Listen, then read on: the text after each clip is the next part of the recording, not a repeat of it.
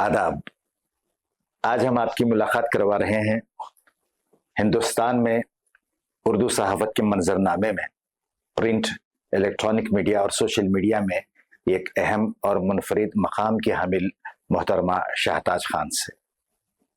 आप न सिर्फ सहाफ़ी के हैसियत से बल्कि अदीबा, बिलखुसूस बच्चों में साइंसी शऊर आम करने के लिए अदब अतफाल में भी एक अलग सी पहचान रखती हैं।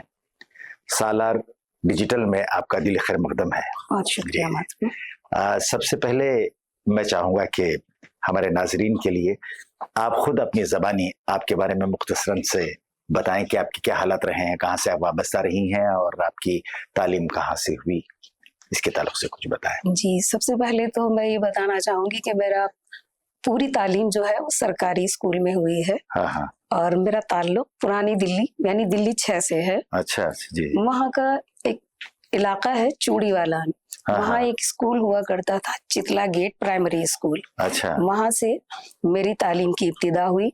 मुझे हुरूफ तहज्जी हमारी जो मैडम थी निर्मल टीचर जी ने सिखाई। अच्छा। और जहाँ से मेरा जो सफर शुरू हुआ वो धीरे धीरे कभी रुकते और कभी चलते हुए दिल्ली यूनिवर्सिटी पर जाकर खत्म हुआ।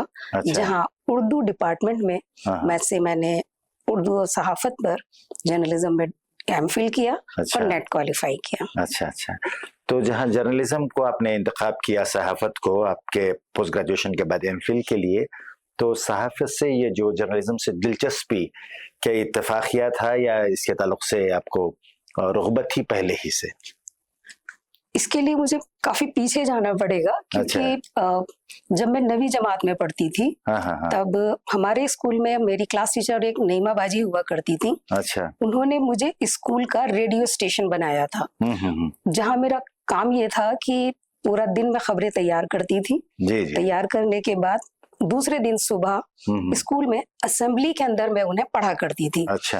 तो मेरा स्कूल था जामा मस्जिद नंबर 2, तो मैं वहां सबसे मुखातिब होती थी और कि मैं जामा मस्जिद नंबर 2 से रेडियो स्टेशन से बात कर रही हूँ। अच्छा। तो वहां से मेरा जो शौक था वो शायद हमें लगता था कि एक ड्यूटी मुझे दी गई है जिसे मुझे पूरा करना है। लेकिन धीरे धीरे जब मैं एमए कर रही थी तो वहां मुझे मौका मिला मास मीडिया पढ़ने का। मैंने एक सब्जेक्ट के तौर पर पढ़ा। तो वहां से मुझे उन्होंने नई दुनिया के ऑफिस भेज दिया कि आप जाकर, वहाँ इंटरव्यू की कॉल आई थी तो उन्होंने कहा कि आप भी जाकर इंटरव्यू दीजिए। अच्छा। और बस जब आप पोस्ट ग्रेजुएशन कर रही थी उसी दौरान? एमए प्रीवियस में ही थी तब मैं। अच्छा। हाँ। और मास मीडिया पेपर पढ़ा था पहली बार मैंने वहाँ। जी जी। तो उस वक्त उन्होंने वहाँ वैकेंसी आई नई दुनिया, दिल्ली के नई दुनिया अखबार में। जी जी। तो उन्होंने मुझे वहाँ भेज दिया। और बस इसे क्या, ये 94 की बात है, 94-95 में जी जी जी। मैं बाज़ाब्ता सहाफत में पहुंच गई। अच्छा। हालांकि शुरुआत जो है वो मेरी स्कूल के दौर से हमारे टीचर्स के सबब हुई। तो अब बाज़ाब्ता तौर पे आपने ज्वाइन किया नई दुनिया, ये पोस्ट ग्रेजुएशन के बाद एमए एमफिल करने के बाद या उससे पहले ही आपने? एमए ही कर रही थी मैं, तो उसी वक्त मैंने ज्वाइन कर लिया। और वहाँ शाहिद सिद्दीकी साहब ने का जो इदारा है नई दुनिया, वहाँ उस वक्त 3 अखबार निकलते थे।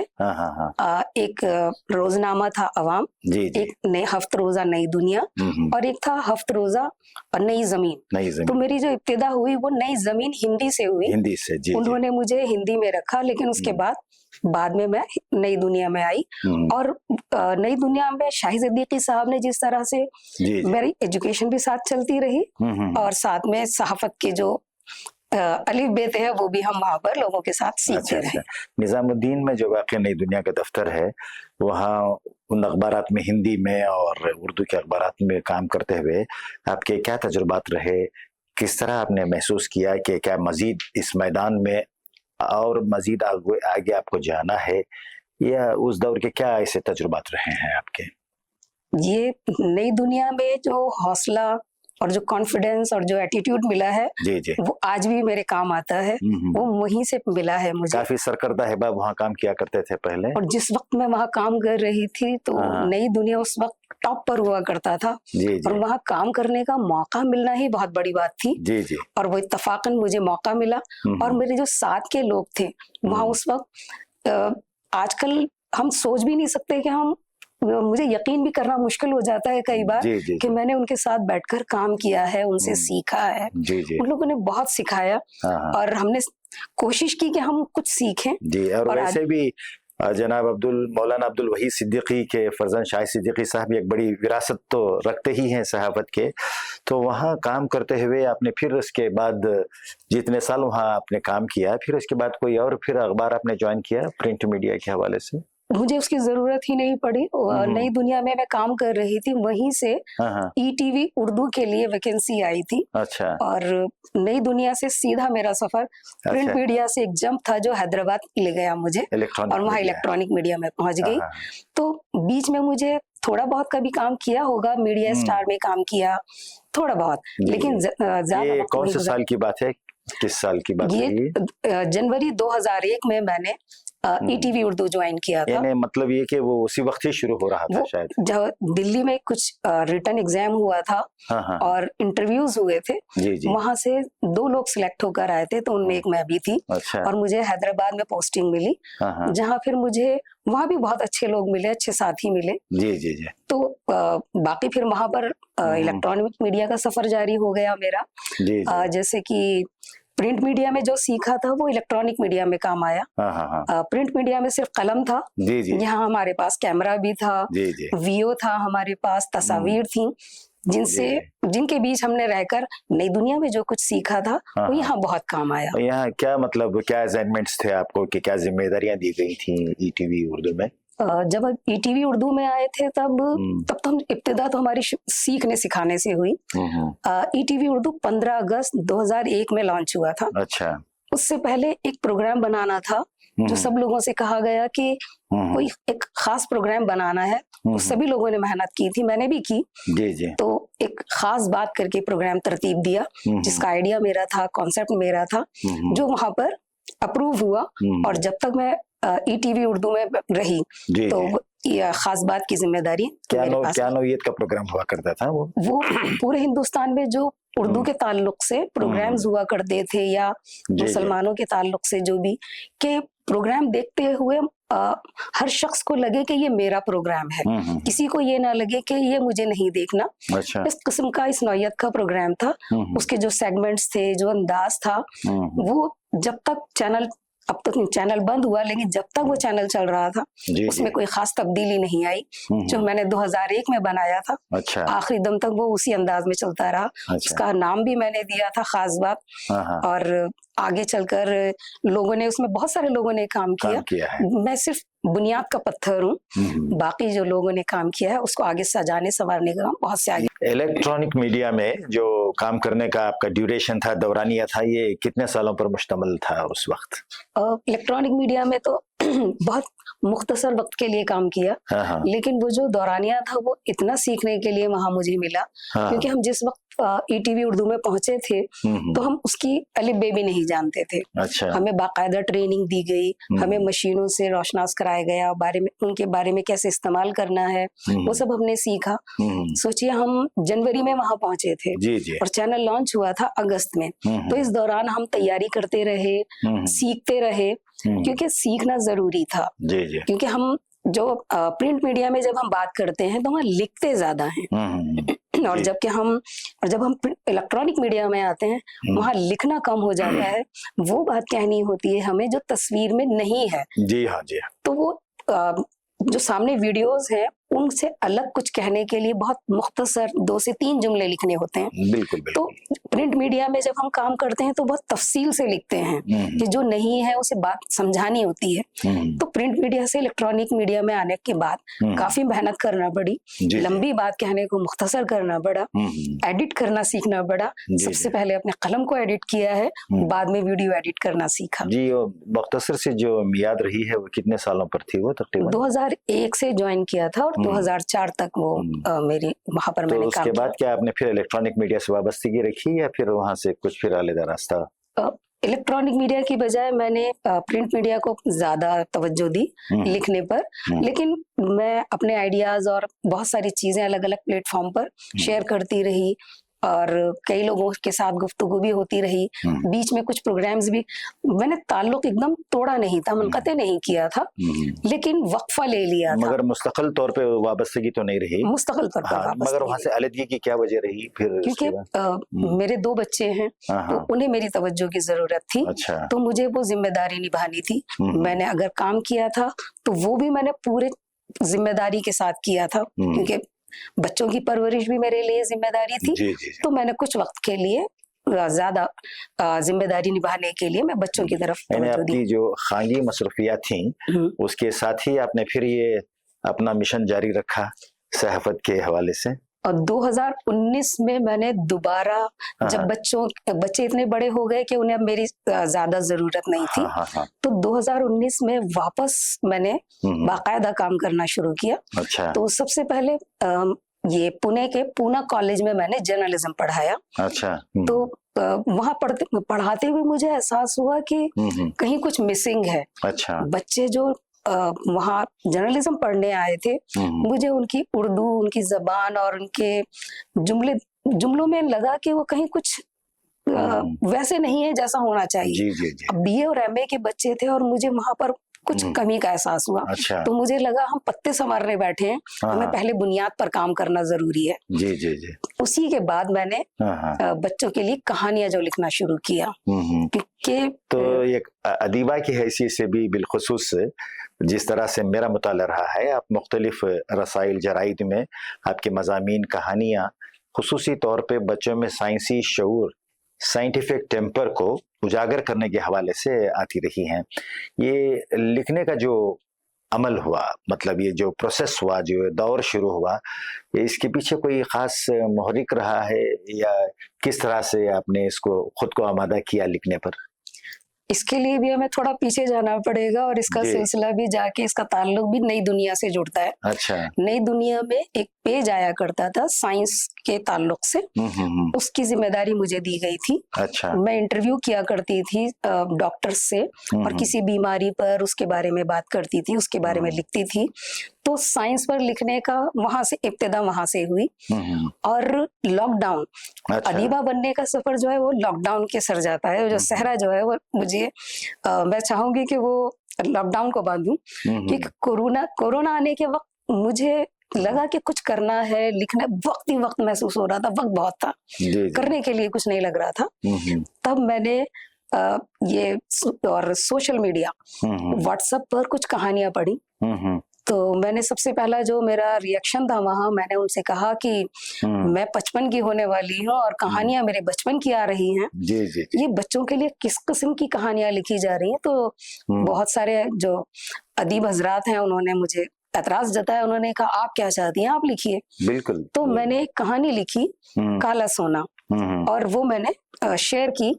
तो काफी लोगों ने कहा कि ये कहानी नहीं है। अच्छा। ये क्या है? मैंने कहा मुझे लगा कि ऐसा कुछ होना चाहिए, मैंने लिखा है। लेकिन उसी दौरान कुछ लोगों ने कहा कुछ अलग है, आप लिखिए। और बस उस दिन से सिलसिला जारी हो गया। अच्छा। और आज मैं 100 से भी ज्यादा कहानियां लिख चुकी हूँ। अच्छा, बहुत अच्छी बात है ये। और जिस तरह हमने आपका खास मुताला किया है, मुझे लगता है कि जब लिखने का सिलसिला आपका शुरू हो गया तो आपकी कहानियों पर मुश्तमल तकरीबन 3 किताबें आ गई हैं। ये एक मुझे याद आता है कि पिकनिक, फिर उसके बाद दूसरी है सीन से साइंस, और फिर एक पालकी। ये किताबों के बारे में मुख्तसर से चलिए बात करते हैं। पहले बताएं कि पिकनिक किन मौज़ूआत पे है? साइंस के ही मौज़ूआत पर मबनी मेरी मुख्तसर कहानी का मजमूआ है। ये 2020 में आई। मैंने पहली कहानी लिखी थी 9 अप्रैल 2020। अच्छा। और उसी साल दिसंबर में मेरी किताब आ गई थी। और मेरी किताब को जो माली ताउन है वो कौमी काउंसिल ने दिया था। जी, जी। और किताब शाया हुई और उसके बाद मुझे शायद मुझे भी उम्मीद नहीं थी, मुझे उसके ऊपर एक उत्तर प्रदेश एकेडमी ने अवार्ड दिया, कौमी अवार्ड मिला मुझे। फिर उसके बाद उसी किताब पर मुझे महाराष्ट्र साहित्य अकेडमी ने भी अवार्ड दिया। तो एक ही पहली ही किताब पर जब 2 अवार्ड मिले, तो लगा कि इस सिलसिले को आगे बढ़ाना चाहिए। शायद हम कुछ कहने में कह रहे हैं और लोग उसको सुनना चाह रहे हैं। शायद कुछ तब्दीली तो नहीं ला पाए हैं, लेकिन कुछ कोशिश है जो करनी चाहिए, तो उसे जारी रखा फिर। अच्छा। उसी के बाद फिर सीन से साइंस आई, और जो पालकी आई है वो सीन से साइंस में भी छोटी छोटी सी कहानियां हैं, आम जबान में बच्चों की समझ में आने वाले लहजे में, तो उसमें भी साइंसी मौजूदात का इंतखाब किया आपने। मुकालमाती अंदाज में लिखती हूँ, सवाल जवाब के लिए, सवाल जवाब के अंदाज में बातचीत शुरू होती है। और घरेलू माहौल में या कहीं बैठे हुए हैं फैमिली के लोग, और बच्चे कुछ साइंसी टॉपिक पे बात कर रहे हैं, उसी की परतें खुलती जाती हैं। और मेरी बात हवाओं में नहीं होती, जो भी बात करते हैं वो साइंस के जो इस्तिलाहात हैं मैं उन्हें इस्तेमाल करती हूँ। साइंस जो कह रही है, जो हकीकत है, उसको शामिल करते हैं। माहौल और जो हमारा प्लॉट होता है वो तो कहानी वाला है, लेकिन उसके अंदर मालूमात पूरी हकीकी होती हैं। अब जैसे ख्याली बातचीत नहीं होती। और आखिर तक पहुंचते पहुंचते जिस भी मौजू पर हम बात शुरू करते हैं, आखिर तक पहुंचते हम समझाने की पूरी कोशिश करती हूँ कि बात बच्चे की समझ में आ जाए। बिल्कुल। तो जब मैंने पहली कहानी जब शाया हुई थी ये बच्चों की दुनिया में, तो मेरे पास एक फोन आया था। अच्छा। एक बच्चे ने फोन किया था और उसने कहा कि मुझे कहानी की पढ़ने के बाद मुझे स्कूल का एक सबक समझ आ गया। अच्छा। तो मेरे लिए ये एक एजाज से कम नहीं था। बिल्कुल बिल्कुल। जी। और मेरी पहली जो किताब थी उसको भी एक 8वीं क्लास के बच्चे ने उस पर तबसरा किया था। अच्छा। और मेरी किताबों का जहाँ तक सवाल है, वो उसका इजरा मैं कभी किसी बड़े प्रोग्राम में नहीं करती हूँ। ये मुंबई के जो स्कूल्स हैं, सरकारी स्कूल में, जी हाँ, म्यूनिसिपल कॉर्पोरेशन के स्कूल हैं, वहाँ के बच्चे ही किताब का इजरा करते हैं। अच्छा। और तबसरा भी पहला जो तबसरा होता है वो बच्चे ही करते हैं। बहुत और आज भी वो सिलसिला जिनके लिए लिखते हैं उन्हीं के हवाले से वही इफ्तिताह भी करते हैं, किताब पे वही पे बात करते हैं। अच्छी बात है कि आपकी तीसरी किताब पे बात करते हैं, पालकी, जो national council for promotion of Urdu ने वो किताब शाये की है। जिस तरह से किताब का मेरा मुताला रहा है, मैंने महसूस किया है कि हिंदुस्तान की जो गंगा जमनी तहजीब रही है, जो प्लूरलिस्टिक हमारी सोसाइटी और हमारी विरासत लेगेसी रही है, उस पे वो किताब फोकस है। तो उसके बारे में कुछ बताएं कि वो किताब किस तरह बन पाई पालकी। उसके लिए भी फेसबुक को जिम्मेदारी है कि उसने मुझे एक मैसेज आया था, NCPUL ने फेसबुक पर एक मैसेज डाला था। अच्छा। कि कोई कहानियां उन्होंने लोगों से मंगवाई थी कि कहानियां लिखें NEP 2020 के हिसाब से। अच्छा। और मौजूआत दिए गए थे।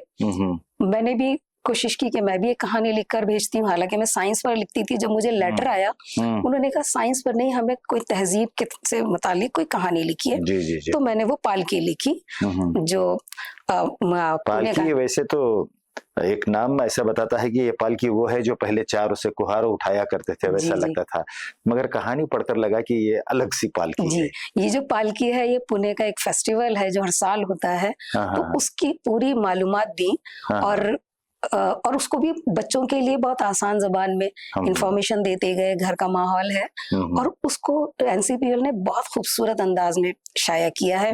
हाथ से पूरी तस्वीर बनाई गई हैं, जो कि आमतौर पर उर्दू में बहुत कम नजर आती हैं। यानी फुल पिक्टोरियल किताब है, मुसव्विरी से मुज़य्यन किताब है।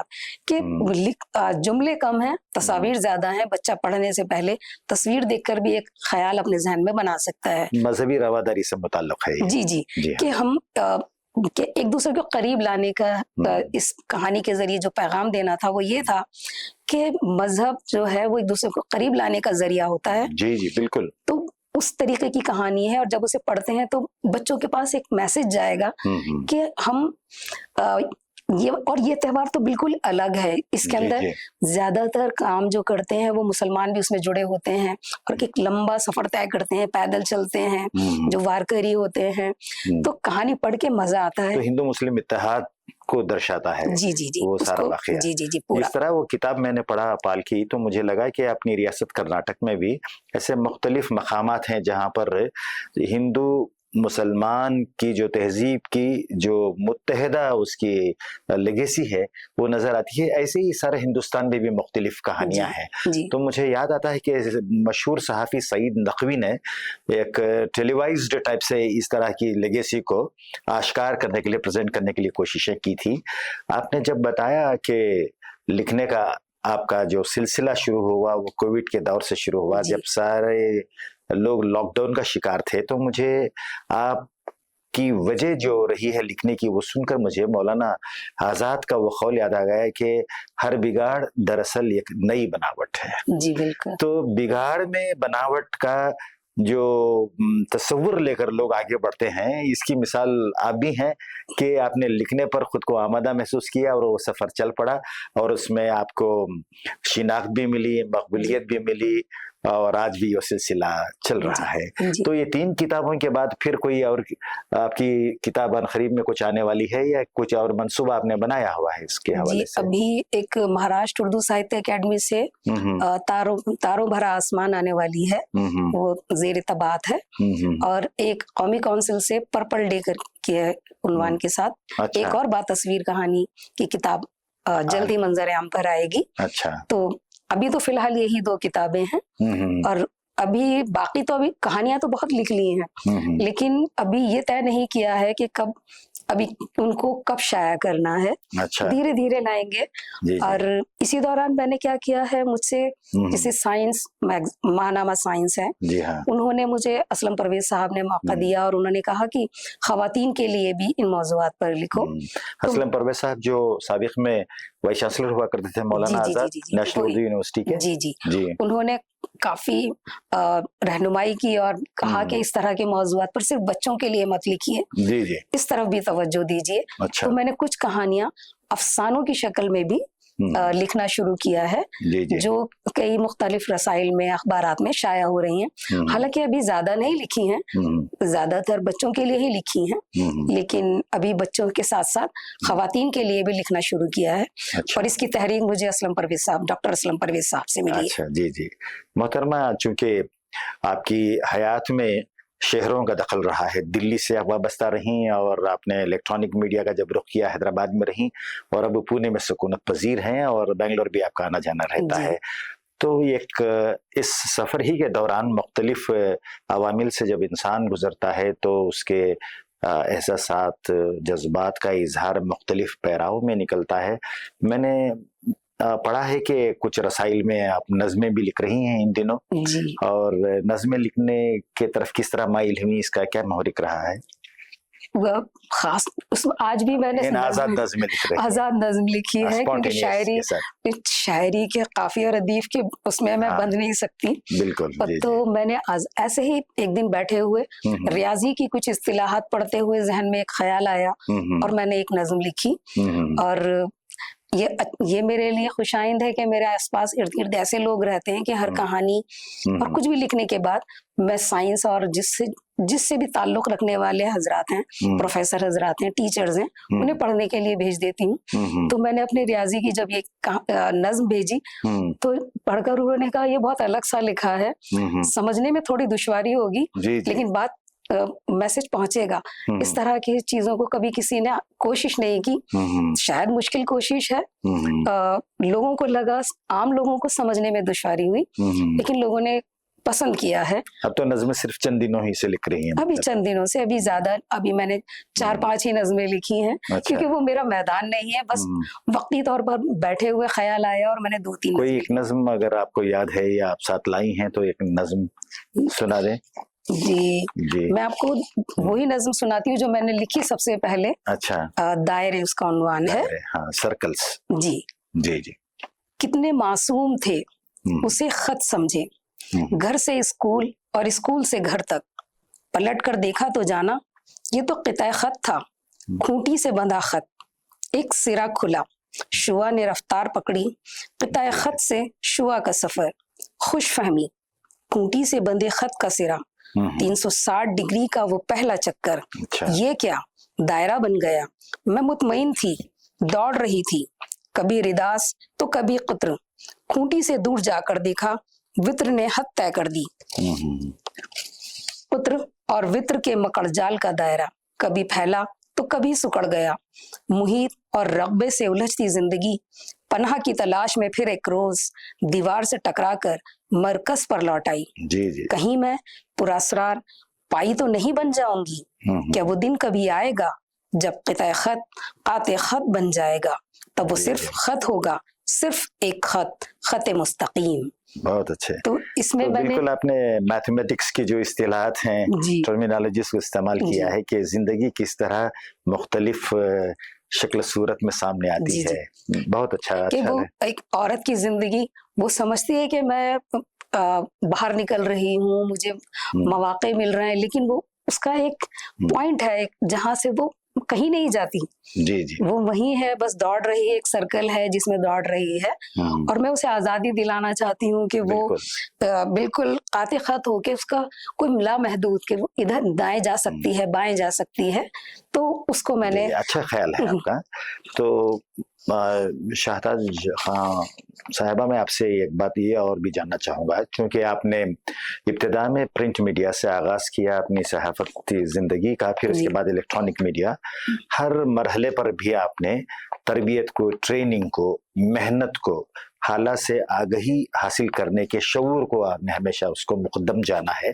तो वो नौजवान जो प्रिंट मीडिया हो या इलेक्ट्रॉनिक या सोशल मीडिया में दाखिल होना चाहते हैं, उनके लिए आपके क्या मशवरे होंगे? देखिए, हर दौर की ज़रूरत और चैलेंजेस मुख्तलिफ होते हैं। जी जी।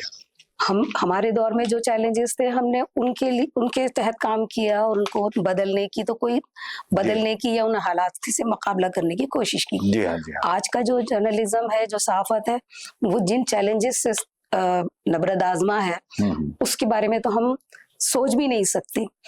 जो हम लोगों ने जब किया प्रिंट मीडिया, इलेक्ट्रॉनिक मीडिया तक, हम वहां तक महदूद रहे। फिर सोशल मीडिया और अब तो डिजिटल मीडिया। जी जी। हम खबरें तलाश करते थे, खबर पर गुफ्तगू होती थी। जी हाँ, जी हाँ। हमें मौका मिलता था, हम उसकी तस्हीह कर सकते थे, उस पर गौर खास करते थे। लेकिन आज जो खबरों का एक सैलाब आ गया है। जी हाँ, जी हाँ। ऐसे में सहाफी की जिम्मेदारी पहले से कहीं ज्यादा है। हम ये तो कह देते हैं कि सहाफी, आजकल के सहाफी ये नहीं कर रहे हैं, हम तनकीद बराए तनकीद कर देते हैं। बिल्कुल। लेकिन मुझे लगता है कि तनकीद बराए इस्लाह होना चाहिए। हमें उनके साथ चलना चाहिए। उन्हें हम अपने तजुर्बात की बुनियाद पर बता सकते हैं कि क्या करना बेहतर है, कैसे कर सकते हैं। जी जी। और ये कह देना कि ये बिल्कुल कुछ नहीं जानते, ये मेरे हिसाब से गलत होगा। जी हाँ। लेकिन मुझे ये लगता है कि जहां तक जबान का ताल्लुक है, उर्दू और खास तौर पर उर्दू सहाफी से जबान का जो मयार है वो लगातार गिर रहा है। जी हाँ। तलफ़ुज़ के एतबार से भी काफी दुश्वारियां महसूस होती हैं। इलाकायत की बात अलग है, लेकिन अगर हम उर्दू बतौर एक सहाफी काम कर रहे हैं तो हमें अपने तलफ़ुज़ पर भी तवज्जो देनी चाहिए। हमारे अल्फाज का इंतखाब दुरुस्त होना चाहिए और खबरों के इंतखाब पर खास तवज्जो देनी चाहिए, जिसका आज फुकदान महसूस होता है। अब देखिए, आज भी कुछ महदूद दायरे हैं, महदूद मौज़ूआत हैं जिन पर उर्दू सहाफत काम करती है। बिल्कुल। आज भी आप बिजनेस के ताल्लुक से ज्यादा खबरें आपको नहीं मिलेंगी, आपको फैशन के ताल्लुक से नहीं मिलती है, स्टार्टअप्स के ताल्लुक से नहीं मिलेगी, साइंस टेक्नोलॉजी, इकोनॉमी, मार्केट। हम जबकि ये जो सहाफत है ये महदूद नहीं है कि सिर्फ सियासत और अदब तक महदूद नहीं रखना है। और दूसरी जो जबानें हैं वो देखिए कहाँ तक बात करती हैं। दूसरी चीज, मुझे ये लगता है कि आज का सहाफी फील्ड में नहीं जाता है। अच्छा जी। मुझे ये अक्सर महसूस किया मैंने कि वो खबर जो है उसे प्रेस रिलीज के तौर पर मिल जाती है, दूसरी जबानों से तर्जुमा ज्यादा हो जाता है। उर्दू वाले ज्यादातर इस पर इक्तफा कर लेते हैं। जो फील्ड में जाकर जो बात की हम तस्दीक करते हैं वो घर बैठकर या ऑफिस में बैठकर, चार दीवारी में बैठकर मुमकिन नहीं है। तो मुझे लगता है सहाफी को बाहर निकलना चाहिए। और जो फेक न्यूज, इसी वजह से फेक न्यूज बहुत तेजी से आगे बढ़ जाती है। हमें तस्दीक करना चाहिए हमारे कामों को। जैसे अब कोई भी खबर है उसमें तज्जिया कम होता है, खबर कब क्यों कैसे, डेटाबेस जो हमारे पास इंफॉर्मेशन है उसका इस्तेमाल भी कम होता है, बहुत कम करते हैं। अभी हम डिजिटल तौर पर भी उतना नहीं सीखे हैं। जबकि उर्दू सहाफी, अगर एक नया सहाफी जब मैदान में आ रहा है तो उनकी पेशेवराना तरबियत भी नहीं होती है। आजकल तो ऐसा लगता है हर आदमी जिसका जो दिल करता है वो शेयर कर देता है और सहाफी समझ लेता है। तो सोशल मीडिया ने बहुत सी चीजें आसान की हैं, तो हमारी दुश्वारियां भी बहुत बढ़ा दी हैं। खबरें इतनी हैं, आपने कोई वीडियो देखा, कोई खबर आई, आपको वो उसने अपने नुक्ता नजर से डाली है, आपने उसकी तस्दीक नहीं की, उसको एज इट इज आगे बढ़ाते चले गए, तो वो हमें उसका खमियाजा हमें आगे भुगतना पड़ता है। जी जी। जबकि सहाफी अगर कोई खबर ले रहा है तो उसको माखज पे उसको तवज्जो देनी चाहिए। वो खबर आई कहाँ से है, उसकी नौयत पर, सोर्स क्या है उसका, सोर्स को समझना है। बिल्कुल बिल्कुल। तो उसका फुकदान मुझे अक्सर महसूस होता है। जी हाँ, आपने अभी ये बताया कि जो इस मैदान में आने वाले नौजवान हैं उनके साथ जो इस मैदान में ऑलरेडी अकम्प्लिश्ड पर्सनालिटीज हैं, जो कोहना मश्क बन गए हैं, उनके साथ बराह रास्त कोऑर्डिनेशन होना चाहिए, उनकी ज़ेरे निगरानी तरबियत होना चाहिए।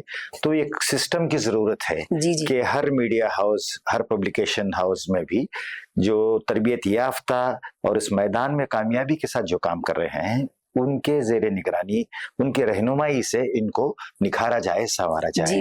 ऐसी कोशिश जरूरी है। वरना आमतौर पे जिस तरह आप देखते हैं कि भाई एक मोबाइल उठा लिया और कुछ इसने रिकॉर्ड कर लिया, कुछ प्रोग्राम वगैरह सब अपलोड कर लिया यूट्यूब पे, समझ लिया कि मैं सहाफी हूँ। तो इसमें जिम्मेदारी और एथिक्स का भी दखल होता है। जिन उमूर से, जिन रुमूज से आशनाई है वो भी जरूरी है। तो गुफ्तगू तो हमने काफी मुख्तलिफ मौज़ूआत पे की है। अब मैं इसके आखिरी पड़ाव पे पहुंचना चाहता हूँ। मैं आपसे ये जानना चाहता हूँ कि आपने इंटरव्यूज किए हैं और मुख्तलिफ जो वीमेन अचीवर्स रहे हैं, ख़वातीन जिन्होंने गैर मामूली खिदमात अंजाम दी हैं, उनके ताल्लुक से आपने प्रोफाइल्स लिखे हैं और आपने जो मुख्तलिफ शुबाए हयात में मुख्तलिफ मैदानों में जिन्होंने नुमाया कारनामे अंजाम दिए थे मुलाजिमत के दौरान, वजीफा याबी के बाद भी उन्होंने खलम खिरतास का सिलसिला जारी रखा है, उन पे भी आपने लिखा है। तो मुख्तलिफुल जिहाद में लिखने की आपने कोशिश की है। इस तरह से आप हर कोई जो हुनरमंद है उसमें इस तरह की खुसूसियात को किस तरह देखना पसंद करती हैं? देखिए, लोग आमतौर पर ये समझते हैं कि हमने नौकरी की, सुबह 9 से आपके 5 तक आपने ड्यूटी कर ली और उसके बाद जब वो रिटायर होते हैं तो घर बैठ जाते हैं। लेकिन जब मैंने लोगों को देखा, जो लोग रिटायरमेंट के बाद जो जिंदगी शुरू की है, असल में वो जिंदगी, वो उनका कहना है कि अब शुरू हुई हमारी जिंदगी, वो तो हम नौकरी कर रहे थे और अब हम अपनी मर्जी की जिंदगी जी रहे हैं। बिल्कुल सही। तो मुझे जब वो मौका मिला तो मैंने वो सीरीज की उन लोगों के साथ बात करते हुए, और मैंने ऐसे लोगों का इंतखाब किया जो साइंस की दुनिया से और इंग्लिश से ताल्लुक रहा, लेकिन उन्होंने बाद में जब फील्ड में आए हैं तो खास तौर पर उन्होंने उर्दू से रिश्ता जोड़ा और उर्दू के ताल्लुक से ही बात की। साइंस भी लिखी है तो उर्दू में लिखी है, हर बात वो उर्दू में करते हैं। और उनका जो इवन तंजो मिज़ाह भी लिख रहे हैं, डॉक्टर हैं लेकिन तंजो मिज़ाह उर्दू में लिखते हैं, किताबें उर्दू में आ रही हैं और साइंस के मौज़ूआत पर भी उर्दू में बात करते हैं। इवन कि जब वो किसी प्रोग्राम्स में जाते हैं तो वो अंग्रेजी की बजाय उर्दू में बात करना पसंद करते हैं। और अपने तजुर्बात की बुनियाद पर वो जो उन्होंने नौकरी करते हुए या अपने पेशे के ताल्लुक से जो भी उनके तजुर्बात हैं, वो जब प्रोग्राम्स में बताते हैं तो जब वो उर्दू में बात करते हैं तो लोगों को तहरीक मिलती है। मुझे भी कई ऐसे ही प्रोग्राम्स देखकर और लोगों के इंटरव्यूज जब उनके प्रोग्राम्स आ रहे थे तो मुझे भी लगा कि मुझे भी इस तरह के लोगों के बारे में बताना चाहिए जो घर नहीं बैठे हैं, वो अपनी फैमिली पर बोझ नहीं बने हैं, वो भी आज भी समाज का उतना ही हिस्सा है, एक्टिव हैं, बल्कि पहले के मुकाबले में और ज्यादा काम करना चाह रहे हैं, मुस्तैद और मुतहरिक हैं। हाँ, उनको लगा है कि जो उन्होंने पीछे छूट गया है वो उसको मुकम्मल करने की कोशिश कर रहे हैं और लोगों को सिखा रहे हैं अपने तजुर्बात की बुनियाद पर। वो नई नस्ल को, नए आने वाले लोगों को बता रहे हैं। मुझे लगता है कि तजुर्बात जो हैं वो किसी डिग्री और किसी चार दीवारी में बैठकर नहीं सीखे जाते, जो तजुर्बात हैं वो हमें ज्यादा सिखाते हैं। तो मैंने ऐसे ही लोगों से इंटरव्यू किया और उन लोगों ने जिस तरह, और ये आवाज द वॉइस जो प्लेटफॉर्म है कई जबानों में शाया होता है वो, तो उसके अंदर ये इन्होंने सिलसिलेवार शाया किया और मुझे मौका मिलता है तो मैं, क्योंकि मैं वहां पर एज ए स्टोरी कंट्रीब्यूटर की हैसियत से काम करती हूँ, तो ऐसे मौज़ूआत जब मैं उसके साथ, तो आप ये भी जरूरी समझती हैं कि इलाकाई सतह पर, जो मकामी सतह पर जो लोग लिखने में हैं, तो इन चीज़ों पर भी वो तवज्जो दें? जी बिल्कुल। जी, बहुत बहुत शुक्रिया आपका कि आपने वक्त निकाला और बेंगलोर में आपके क़याम के दौरान आप यहाँ हमारे साथ आई और हमारे नाजरीन के लिए आपकी जो तवील सफ़र रहा है सहाफ़त का और लिखने का, इसके मुख्तलिफ पहलुओं से हमें रोशनास करवाया। बहुत बहुत शुक्रिया। बहुत बहुत शुक्रिया।